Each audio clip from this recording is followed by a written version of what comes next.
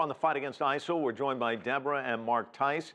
They're the parents of Austin Tice, a journalist missing in Syria, and Debra and Mark have been appealing to the White House for help in obtaining his release, and they are urging changes in the way the U.S. handles hostage situations.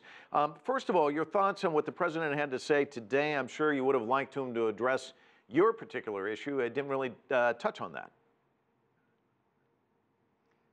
Yeah, hi, Mike, and thanks for having us. Well, I can't say we were expecting him to. We are very gratified that the president ordered a review of U.S. hostage policy and that we've been able to participate in that. So, that's something that we were looking for from the president and are happy to have it. I know that every waking moment you must think about your son and how to get him back. And from what I've heard, the government, in terms of communicating with one another, communicating with families, there's been a sort of disconnect. Walk us through how frustrating that's been for you. It's much more than a sort of disconnect. It's really chaos in a can. We have interagency communication issues where information is not shared among government entities, and then these agencies that are interacting with us are more than happy to take information from us, but extremely reluctant to share information with us. So the communication is just abhorrent. It's just horrible. Yesterday, of course, we had the news on about the passing of Kayla Mueller. Given the fact that your son is still being held, each of these deaths, the death of Foley, Mueller, the list goes on, you must receive this news very differently than the rest of us. How agonizing is it when you hear this kind of reporting? Well, it's horrible. And of course, we were hoping, as were many, many, many people, that Kayla would come out of this, and frankly, that all the hostages would, be able to come home safely. Our hearts go out to them.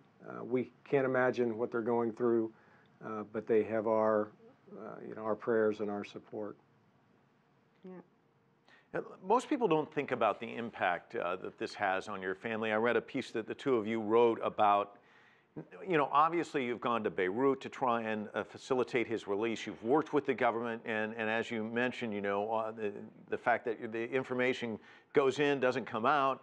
But there's another aspect of this that I don't think people think about, paying your son's rent, paying the bills. Talk to us about the hardships, the difficulties that you're facing on a daily basis. Well, when Austin was taken and we realized he was missing, you don't realize what you're getting into. And of course, at first, we kept thinking he'll be home tomorrow or next week. But when you begin to face 2.5 years, which is what it'll be for us February 14th if Austin's not home by Saturday, you start getting into these more personal issues. And he was a full adult. We didn't have all his passwords. We didn't know where his bank accounts were. We didn't know what credit accounts he had. And so that has just been an additional trial that we've had to sort through, hit and miss. What keeps you going each day? God's grace. God's grace, and knowing that there are people all over the world that are praying for us, the steadfast hope that we are waiting for our son, and we need to be ready for him to come home. I know that Austin's one of 7. I'm from a big family as well, one of 8. I know how tight-knit families are. How would you describe your son to those who don't know him? Go ahead. Well, he's a big guy with a big personality. He's passionate about the things that he believes, he should do and be involved in. He's challenging. We've talked to many of his friends that, tell us that Austin challenged them to be their very best and to do something that makes a difference. That's what he is all about, and that's what he did, and we're extraordinarily proud of him. Oh, and I have to mention, for one of his friends, he's also a great dancer. Great dancer. Where do you think he is, and what do you think is going on in his life at this stage? We know that he's in Syria. That's all we know. And, you know, I hope that he is thinking of us and thinking of his brothers and sisters in the same way that we are thinking of him.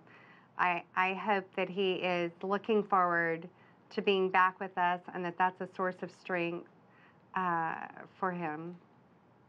Debra and Mark, thanks for having the courage to talk to us today. Certainly appreciate it.